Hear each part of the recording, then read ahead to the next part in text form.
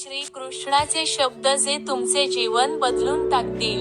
यद्यपेते न पश्यन्ति लोभोपहतचेत्सः कुलक्षयकृत दोष मित्रद्रोहेच पातकं कथ न ज्ञेयमस्माभिः पापादस्मान्निवर्तितुम्.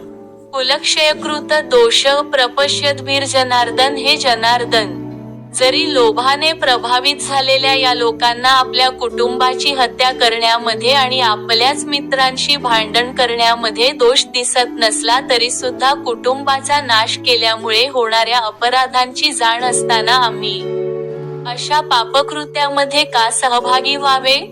तात्पर्य: एखाद्या क्षत्रियाला विरुद्ध पक्षाने युद्धासाठी किंवा द्यूत क्रीडेसाठी निमंत्रित केले तर त्याने ते नाकारणे योग्य नसते.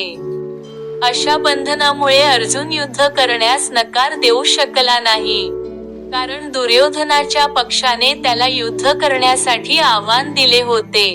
या संदर्भात अर्जुनाने विचार केला की, अशा आव्हानाच्या परिणामाबद्दल विरुद्ध पक्ष हा अज्ञानी असावा. परंतु अर्जुन त्याचे दुष्परिणाम पाहू शकत होता, म्हणूनच ते आव्हान तो स्वीकारू शकत नव्हता.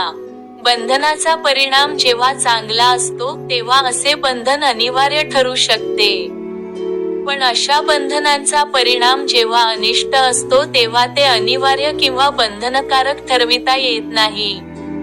या सर्व गोष्टींचा सारासार विचार करूनच अर्जुनाने युद्ध न करण्याचे ठरविले. दररोज भगवद्गीतेचे श्लोक मराठीत ऐकण्यासाठी सबस्क्राईब करा.